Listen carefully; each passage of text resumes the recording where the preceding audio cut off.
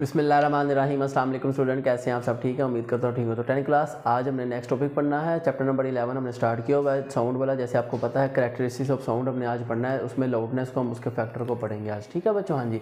तो इसी तरह अगर आपने कोई और टॉपिक समझना है तो आप मुझे कमेंट सेक्शन में बता सकते हैं। ठीक है बच्चों, हाँ जी। और अगर अभी तक आपने चैनल को सब्सक्राइब नहीं किया तो जल्दी से सब्सक्राइब कर दें और बेल आइकन को भी प्रेस कर दें ताकि आने वाले लेटेस्ट लेक्चर आप तक टाइमली पहुँच सकें। और बच्चों इसी तरह मेरी ये जो प्लेलिस्ट है 10 क्लास फिज़िक्स, इस जिसमें मैं ये तमाम लेक्चर 10 क्लास के अपलोड कर रहा हूँ। ठीक है, इसी तरह एक और प्लेलिस्ट है 10 क्लास फिज़िक्स की, उसमें मैंने तमाम चैप्टर्स के न्यूमेरिकल्स अपलोड कर दिए हैं। जहाँ से आप अपने कोई न्यूमेरिकल समझना है किसी चैप्टर का, वहाँ से आप उसको समझ सकते हैं। ठीक है बच्चों, हाँ जी। इसी तरह पास पेपर भी मेरे सारे अपलोडेड हैं 10 क्लास के। ठीक है, आप वो भी प्लेलिस्ट मेरी है 10 क्लास के पास पेपर्स की, वो भी आप जाके वहाँ से उसको देख सकते हैं। 2023 के सारे पेपर अपलोड हैं, उससे प्रीवियस भी सारे केसेस भी मौजूद हैं आपके लिए। ठीक है बच्चों, टॉपिक को स्टार्ट करते हैं। डिस्क्रिप्शन में आपको इन तमाम के लिंक्स मिल जाएंगे। ठीक है बच्चों, हाँ जी। चलें स्टार्ट करते हैं। सबसे पहले बच्चों टॉपिक का नाम है हमारे पास कैरेक्टरिस्टिक्स ऑफ साउंड।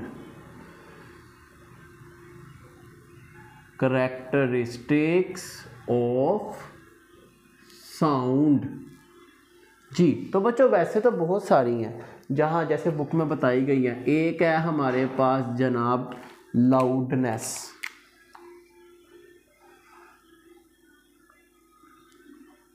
ठीक है। एक है हमारे पास क्वालिटी, एक आ जाती है बच्चों हमारे पास पिच, ये तीन। उसके बाद आ जाती है जनाब इंटेंसिटी, और इसी तरह एक है जनाब इंटेंसिटी लेवल, जिनको हम 1 बाय 1 इस चैप्टर में पढ़ेंगे। ठीक है जी। तो सबसे पहले आती है हमारे पास लाउडनेस, जिसको हम आज के टॉपिक में पढ़ेंगे जी। तो जनाब लाउडनेस है हमारे पास। तो बच्चों इसकी एक डेफिनेशन है जिसमें हम बताते हैं कि characteristics of sound due to which we distinguish between, कि हम कहेंगे characteristics of sound due to which we distinguish मतलब फर्क, कि आवाज़ की वो खासियत, वो खूबी जिसकी वजह से हम फर्क कर सकें किसमें, बिटवीन दरमियान में, लाउड एक बुलंद आवाज़ में, एंड और फेंट मध्यम आवाज़ में, धीमी आवाज़ में। ठीक है ना, कि एक बुलंद आवाज़ में और एक मध्यम आवाज़ में फ़र्क करके कौन बताएगा हमें, लाउडनेस। ठीक है बच्चों, ओके। हाँ, अब आते हैं बच्चों इसके फैक्टर्स। एमसीक्यूज़ में पूछा जा सकता है कितने फैक्टर्स हैं जनाब इसके। ठीक है, तो आपको पता हो जनाब इसके हैं 3 फैक्टर। कितने हैं बच्चों? 3। शॉर्ट क्वेश्चन में वो कहेगा right the names of factors of loudness, या वो पूछेगा डिफाइन स्टेट लाउडनेस, तो साथ साथ फैक्टर के नेम ऐसे ही बता दे। तो बच्चों 3 फैक्टर हैं, कौन कौन से? सबसे पहले हमारे पास फैक्टर आता है जनाब, आगे पीछे हो सकते हैं, नो प्रॉब्लम। आ सकता है area of vibrating body, area of vibrating body. दूसरा आ सकता है जी डिस्टेंस फ्रॉम वाइब्रेटिंग बॉडी, ठीक है, डिस्टेंस फ्रॉम वाइब्रेटिंग बॉडी। और तीसरा है जनाब हमारे पास amplitude of vibrating body, amplitude of vibrating body, sound भी कह सकते हैं। चलें बच्चों इनको 1 बाय 1 हम स्टडी करते हैं। तो सबसे पहले है जी एरिया। तो सबसे पहले वाले फर्स्ट को एक्सप्लेन करने के लिए हम इसकी एग्जाम कह सकते हैं कि ये जो लाउडनेस है ना बच्चों, लाउडनेस, हमारी लाउडनेस ये डायरेक्टली प्रोपोर्शनल है किसके, एरिया के। ऐसे ही आपने इंग्लिश में लिखना, ये तो मैंने आपको ऐसे बोल के इस तरह लिख दिया ना, loudness of sound is directly proportional to area. ठीक है, हाँ, लाउडनेस इज डायरेक्टली प्रोपोर्शनल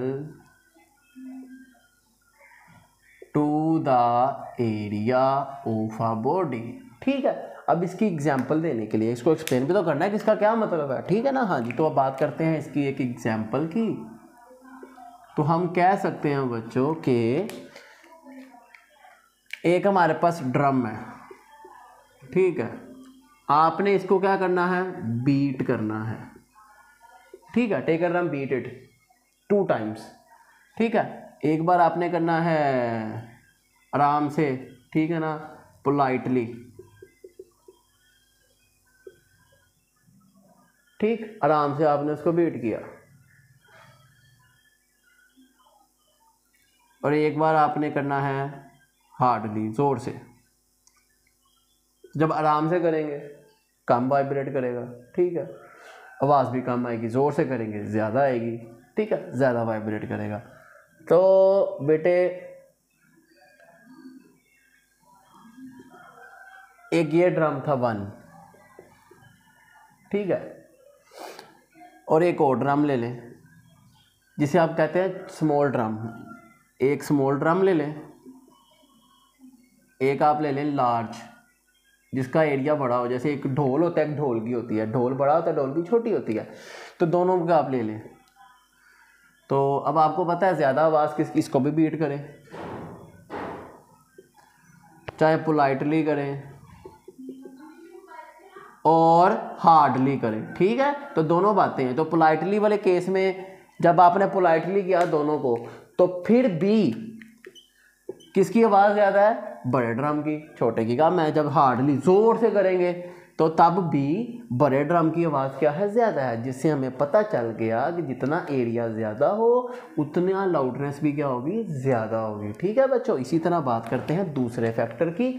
अब मैं लिखूँगा नहीं, इस तरह आपको मैं बताऊँगा, ठीक है, कि अब ये भी डिस्टेंस फ्रॉम वाइब्रेटिंग बॉडी। तो यहाँ पर जो हमारी लाउडनेस है ना, लाउडनेस बच्चे, लाउडनेस ये हमारी इनवर्सली प्रोपोर्शनल है किसके, डिस्टेंस फ्रॉम वाइब्रेटिंग बॉडी के, ठीक है। तो इसकी लाइन बनेगी loudness is inversely proportional to the distance from vibrating body. अब इनवर्स का मतलब क्या है और डायरेक्टली प्रोपोर्शनल का क्या मतलब, बेटे आपको पहले भी बहुत बार बताया। डायरेक्टली प्रोपोर्शनल का मतलब होता है अगर एक चीज़ बढ़े दूसरी भी साथ बढ़े। जैसे वेक्टर, इसका एरिया बढ़ाया ड्रम का, उसकी आवाज़ भी बढ़ गई, लाउडनेस बढ़ गई, तो ये डायरेक्ट है। लेकिन अगर आपने एरिया बढ़ावा, आवाज़ कम हो जाए, तो ये इनवर्स होगा।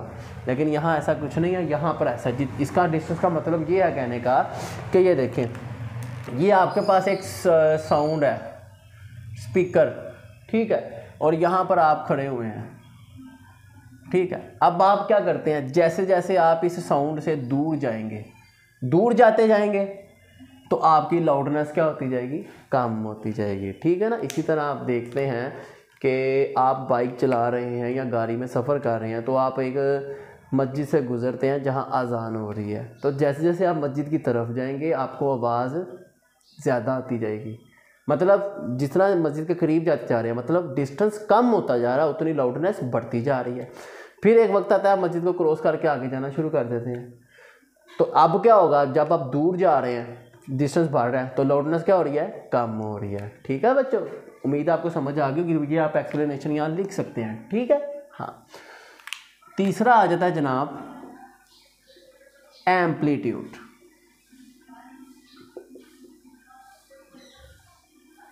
एम्पलीट्यूड का क्या मतलब है जी, लेट से ये हमारे पास, जैसे आपको मैंने बताया था, ड्रम की एग्जांपल दी थी ना कि ये ड्रम है, ये इसका यहाँ पे डायाफ्राम है, ठीक है। जब आप इसको बीट करेंगे ज़ोर से, तो इसका ये जो अंदर वाली ये जो लेयर है, इसकी ये जो अंदर वाली लेयर है बच्चों, डायाफ्राम जिसे बोलते हैं, कि उतना ज़्यादा ये नीचे तक आएगा। इधर जितना उसको ज़ोर से बीट करेंगे उतना ये नीचे आएगा, और ऐसे ज़ोर ज़ोर से हिलेगा, उतनी ज़्यादा आवाज़ आएगी। ये इसका एम्पलीट्यूड उतना ज़्यादा होगा। आराम से करेंगे ये कम होगा, नीचे आएगा, कम फैल हिलेगा, ठीक है, तो आवाज़ भी कम होगी। इसी तरह एक और एग्जांपल देते हैं। ये एक आपके पास गिटार की वायर है, गिटार आपको पता क्या होता है, जिसको हम ऐसे प्लग करते हैं, ट्रिन ट्रिन। तो जब आप इसको ज़ोर से वाइब्रेट करेंगे, मतलब इसको ज़्यादा नीचे लेके आएंगे, उतनी आवाज़ ज़्यादा आएगी, जितना कम लेके आएंगे उतनी आवाज़ कम आएगी। तो ये मतलब है कि जो हमारी लाउडनेस है ना बच्चों, लाउडनेस ये जो लाउडनेस है ये डायरेक्टली प्रोपोर्शनल है एम्पलीट्यूड के, ठीक है। तो आप इसकी भी यही लाइन है, loudness is directly proportional to the area की जगह आपने लिख देना एम्पलीट्यूड ऑफ बॉडी। तो इसकी एग्जांपल आप दे देंगे इसी तरह के, when we plug the string of guitar violently, ज़ोर से करेंगे तो उसका एम्पलीट्यूड क्या होगा, ग्रेटर होगा, जिससे उसके साउंड भी ग्रेटर होगा, लाउडनेस ग्रेटर होगी। और अगर आप पोलाइटली करेंगे आराम से तो एम्पलीट्यूड कम होगा और लाउडनेस भी कम होगी, ठीक है बच्चों। तो उम्मीद है आपको समझ आ गई होगी। ये था हमारा एक इंपॉर्टेंट लॉन्ग क्वेश्चन। अगर आपका कोई क्वेश्चन हो आप कमेंट सेक्शन में पूछ सकते हैं, ठीक है बच्चों। हाँ जी, चले मिलते हैं आपसे नेक्स्ट वीडियो में। सी यू देन, अल्लाह हाफिज़।